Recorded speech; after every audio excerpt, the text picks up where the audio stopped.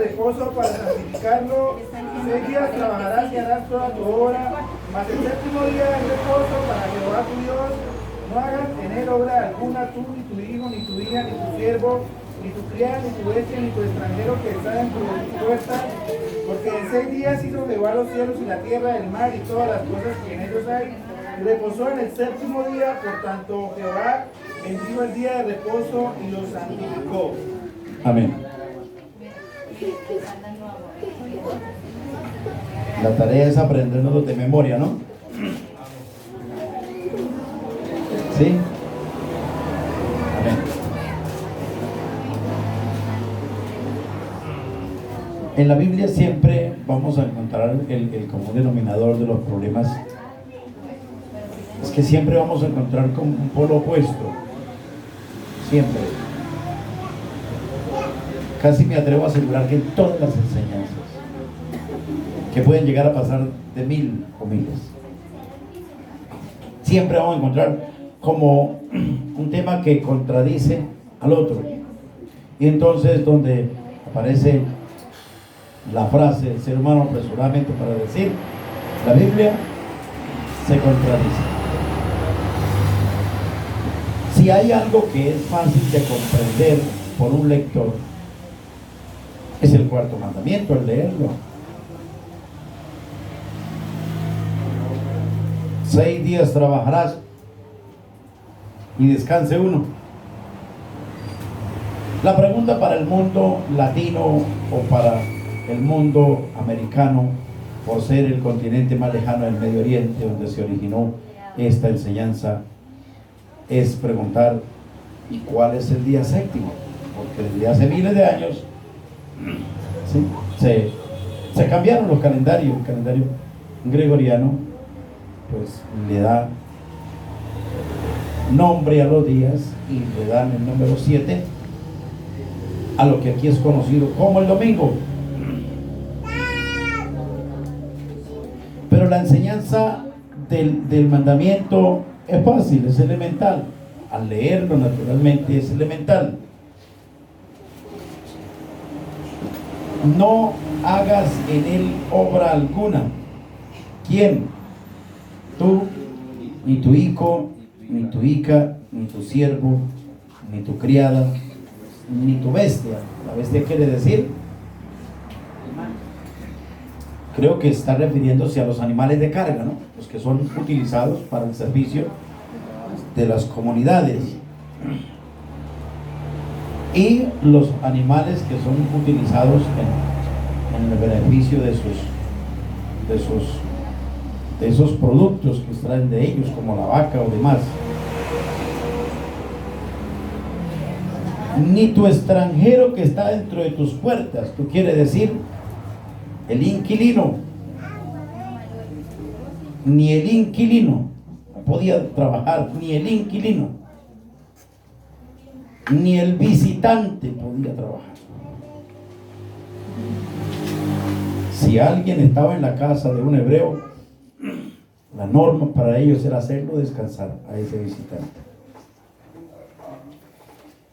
Y como es un mandamiento tan fácil de leerlo y entenderlo, pues también la polémica se levanta igualmente fácil. Porque cuando alguien observa a otro que no descansa ningún día conforme acá lo dice, pues es fácil de decir, está desobedeciendo el mandamiento, el cuarto mandamiento. Y en esa desobediencia nos relata la Biblia de un joven que lo encontraron recogiendo leña y lo mataron. Sus padres y el pueblo se unieron y lo mataron. Y de ahí en adelante encontramos a bastante gente desobedeciéndolo, como en los mismos libros de Nehemías, cuando los judíos hacían comercio normalmente en el día de reposo, Nehemías los reprende. Pero luego en la era cristiana, los primeros censurados por no guardar el día de reposo fueron los apóstoles y Jesús.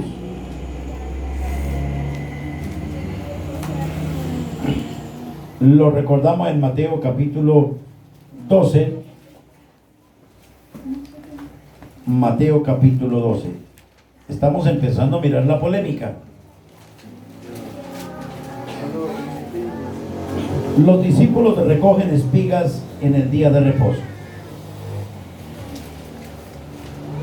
Viéndolo, los fariseos dijeron: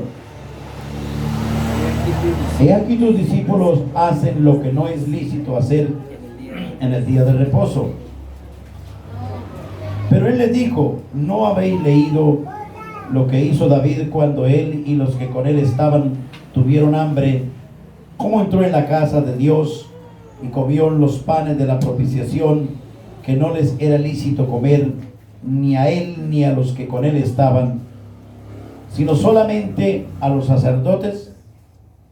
¿O no habéis leído en la ley cómo en el día de reposo los sacerdotes en el templo profanan el día de reposo y son sin culpa? Pues os digo que uno mayor que el templo está aquí. El versículo 8 dice: porque el Hijo del Hombre es Señor del día de reposo. Esto va de menos a más.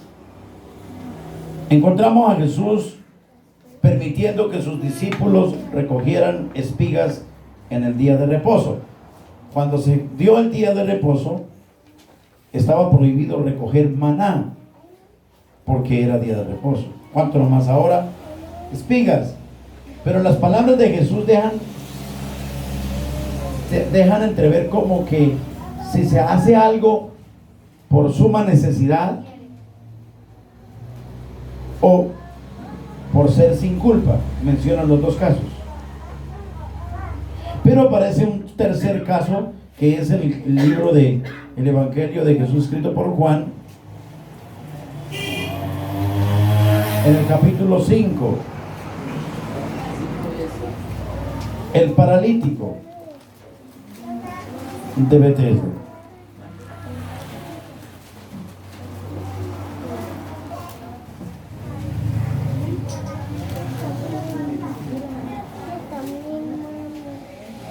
Versículo 3, Juan 5:3.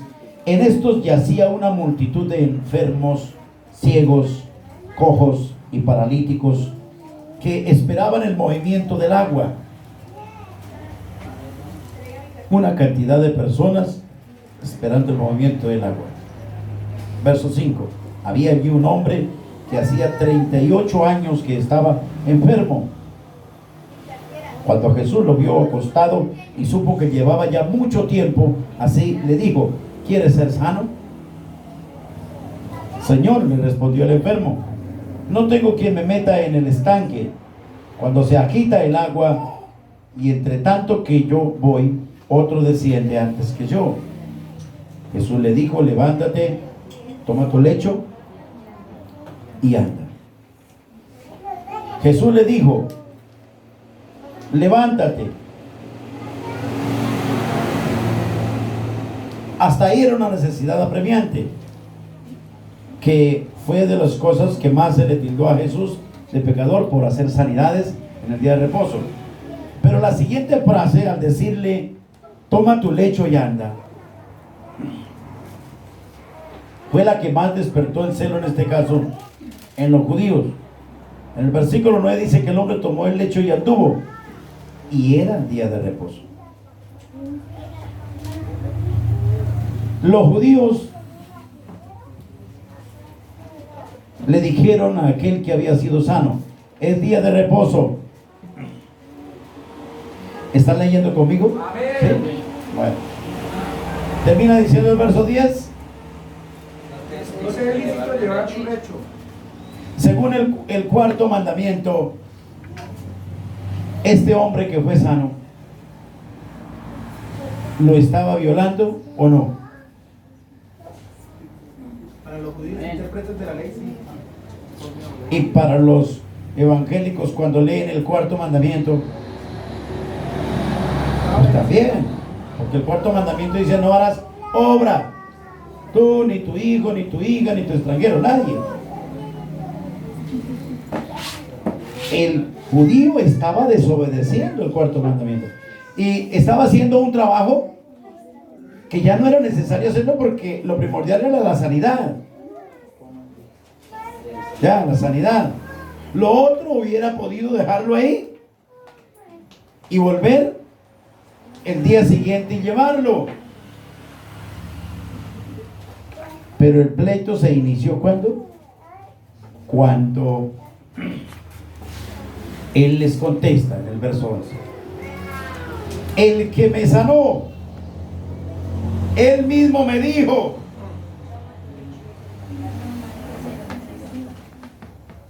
Yo no sé, el que me sanó de una enfermedad que tenía hace 38 años.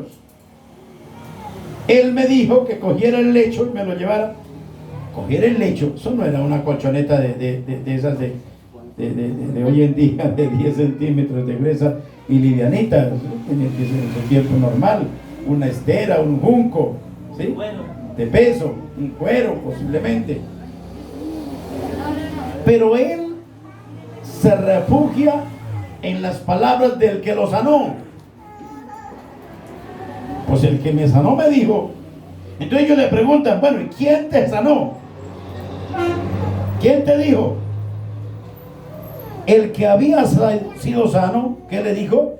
No sabía quién fuese.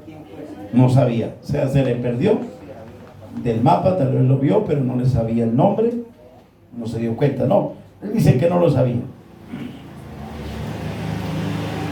Después se encuentra Jesús al paralítico y le dice: mira, has sido sanado. No peques más para que no te venga alguna cosa peor. El hombre se fue y le dio aviso a los judíos que era Jesús. Que era Jesús el que ¿qué? Y que le había mandado a cargar el lecho. Y recuerden que lo estaban sí, era por la cargada del lecho. Entonces el versículo 16 dice: por esta causa los judíos perseguían a Jesús y procuraban matarle, porque hacía estas cosas. ¿Por qué querían matar a Jesús? Pues porque violó el día de reposo. Si por cargar una leña, en Moisés Dios dicta y dice, y ese Dios era el mismo Jesús allá, y dicta y dice: mátenlo por cargar leña. Ahora por cargar el lecho,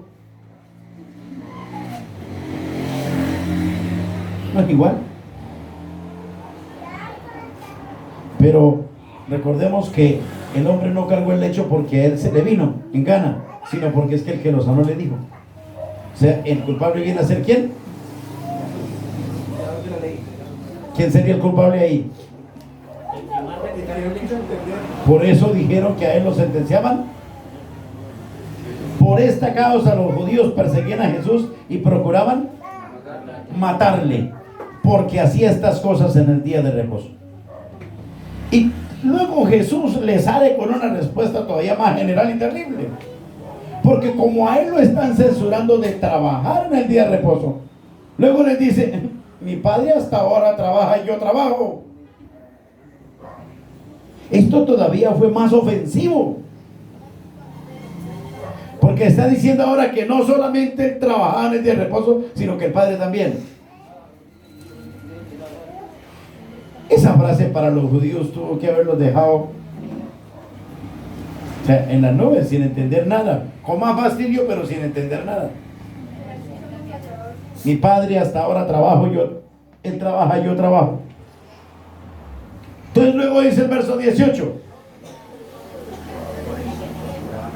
¿qué pasó? Se subió la ira en ellos, se le subió el nivel, porque es que ya no dijo él, sino también el Padre. ¿Qué dijeron? Por esto los judíos aún más.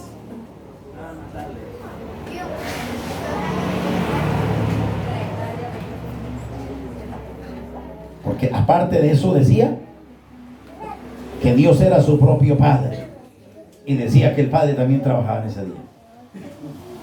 O sea, esto subió el nivel del odio. En la era cristiana, el hombre más perseguido por violar el día de reposo fue Jesús. Y fue uno de los delitos que lo llevó a la cruz. Porque espigas y cuantas otras sanidades, pero en hechos y en obras materiales, estas dos especialmente quedan plasmadas en la Biblia, que él no solamente hizo obras, sino que le dio orden a un hebreo que hiciera un trabajo. Y la pregunta entonces, en los que todavía no han estudiado el mandamiento, es: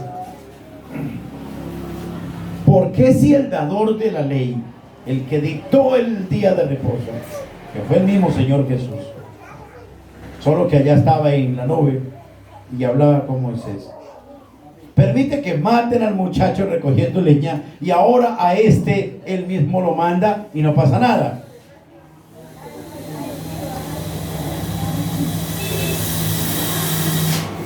Para los que son lectores cuidadosos, independientemente de lo que digan aquí o de lo que digan allá, ¿sí?, dependiendo de la posición teológica, lo lleva a pensar,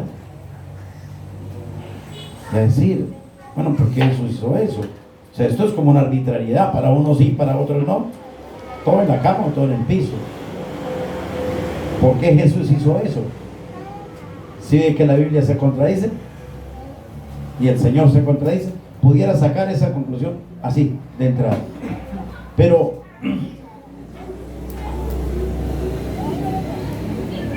fue un pleito, y no se ha terminado, de hace 2000 años. El pleito no ha terminado. Llevamos 2000 años en la misma pelea y no se ha terminado.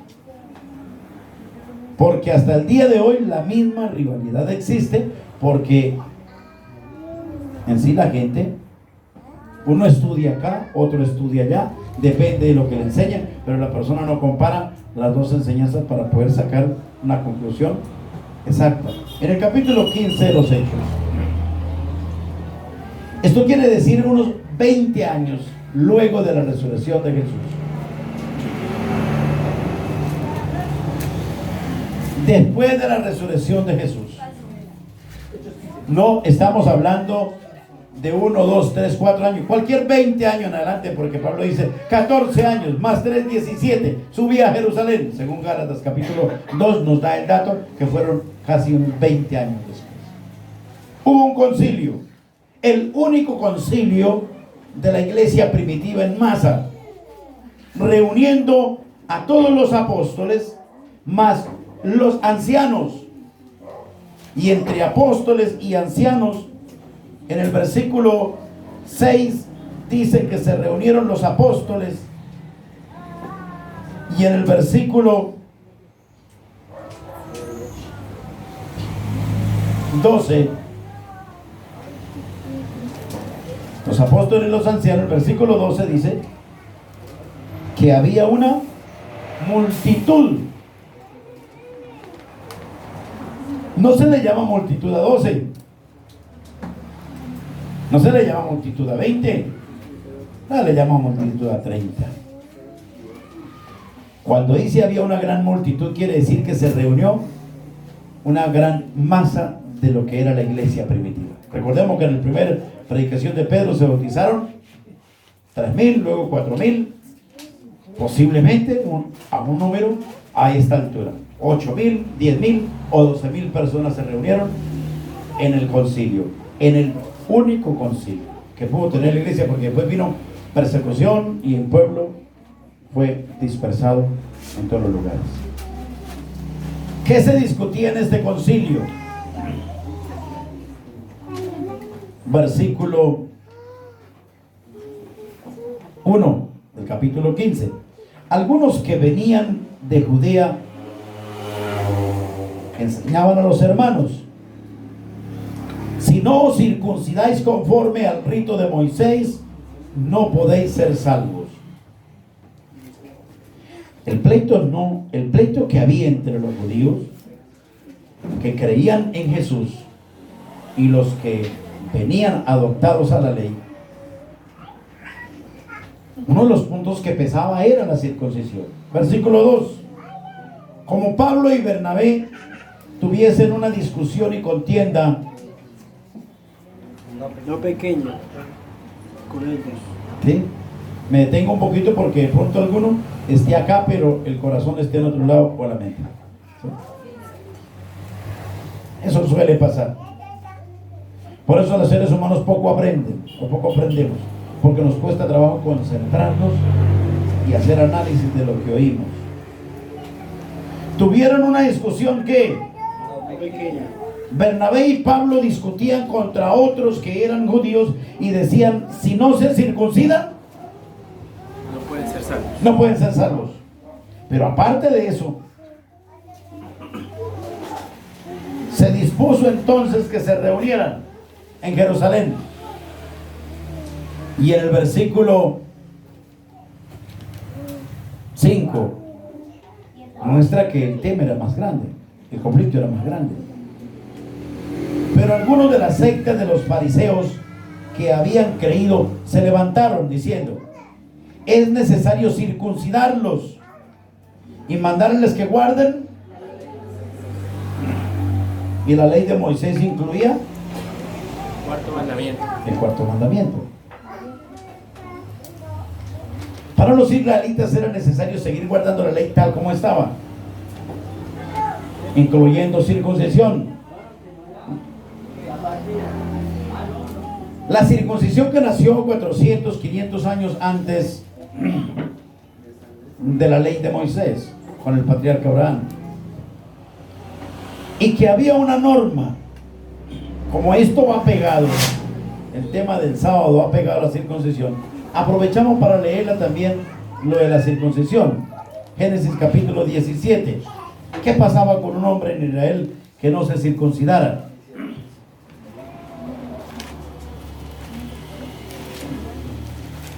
Génesis 17:11. Circuncidaréis pues la carne de vuestro prepucio y será por señal del pacto entre mí y vosotros. De edad de 8 días será circuncidado todo varón entre vosotros. Por vuestras generaciones, el nacido en casa, el comprado por dinero de cualquier extranjero que no fuera de tu linaje. ¿Quién tenía que circuncidarse? Igual que el día de reposo. Todos, los extranjeros, los comprados por dinero, todos. Debe ser circuncidado. Y en el versículo 13 termina diciendo que este pacto era perpetuo. Perpetuo. La palabra perpetua obviamente es fácil también de entenderla. Para siempre. La circuncisión iba a ser, cuando Dios la dicta, fue para siempre. ¿Qué penalidad había para un hombre que fuera de la nación israelita y no se circuncidara? Verso 14. El que no hubiese circuncidado la carne de su prepucio, aquella persona será cortada de su pueblo. ¿Qué significaba ser cortado de su pueblo? Matado. Matado. En el versículo 11 dice que la circuncisión era una señal, era un pacto perpetuo, y el que no lo hiciera había que matarlo. Entonces, por eso es que al llegar Jesús se discutía no solamente el día de reposo, sino toda la ley y la circuncisión, porque la ley venía cargada de las festividades que también generaban pena de muerte por no practicarlas. Todas. Bueno, el que quiera hacer el listado de todas las cosas que generan pena de muerte en la ley, que es la mayoría.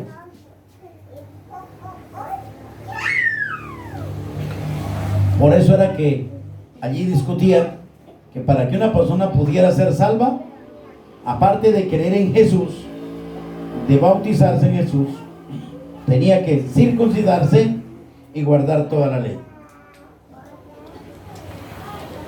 Creo que llegó a existir más discusión por la circuncisión que ni por el día de reposo, ya en el desenlace de lo que fue el comienzo de la iglesia primitiva. Y no eran pocas las personas, porque los que estaban discutiendo eran personas que habían creído en Jesús, pero que no entendían. ¿Quién vino a desembotellar el asunto? Espiritualmente, porque en sí no lo creyeron. Por eso a Pablo también lo mataron, al igual que a Jesús, por violador del día de reposo o por violador de toda la ley. A nosotros nos conviene de que nos alcanzó la fe y luego poder creer en los escritos del apóstol Pablo, porque Pablo no es creíble, hasta el día de hoy no es creíble en muchos lugares. Algunos acá han tenido la oportunidad de escuchar temas y argumentos en algunas denominaciones, y al apóstol Pablo lo tienen completamente por basura. Y el libro más despreciado de Pablo es Gálatas.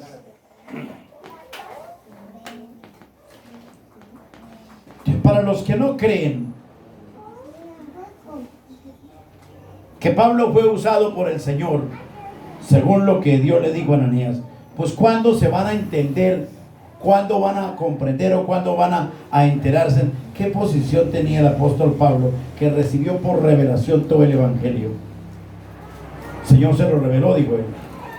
¿Qué posición tenía frente a la ley con todos estos asuntos? Como eran todas las fiestas, como lo eran los elementos del tabernáculo, del templo, como lo eran todos los animales que se presentaban en sacrificios y sus ofrendas, y como lo era la circuncisión.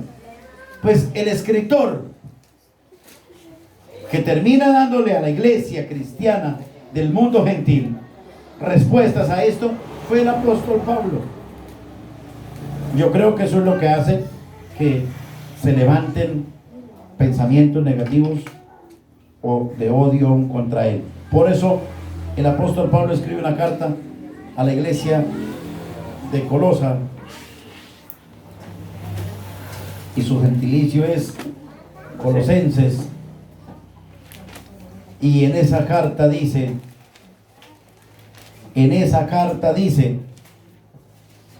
Colosenses 2, leemos desde el versículo 8: mirad que nadie os engañe por medio de filosofías y huecas sutilezas. Una advertencia para los que ahora creían en el evangelio del mundo gentil, que nada tenían que ver con la ley, porque la ley pues estaba ahí, y al gentil lo cobijaba si iba a visitar al hebreo, o sea, si iba al país de Israel. Estaba por ver, no fue dictada para ellos. Era el que mora dentro de tus puertas. No se dejen engañar. ¿Por qué no se dejen engañar? Según las tradiciones de los hombres. Tradiciones. ¿Cuáles eran las tradiciones de los hebreos? Naturalmente era la ley y sus enseñanzas. Esas eran las tradiciones. Conforme a los rudimentos del mundo y no según Cristo. Luego en verso 9 dice: porque en él habita, o sea, en Jesús habita corporalmente toda la plenitud de la deidad. Y el verso 10 dice: vosotros estáis completos en él. O sea, el que está en Jesús está completo. ¿Qué quiere decir eso? Jesús el apóstol Pablo hace un resumen a una velocidad de 500 kilómetros por hora, pero hace un resumen. Si usted está bautizado en Cristo Jesús, no hay ninguna sentencia de la ley que lo mate, porque usted en Cristo está completo. Lo vamos a leer en los siguientes versículos. Por eso leamos el versículo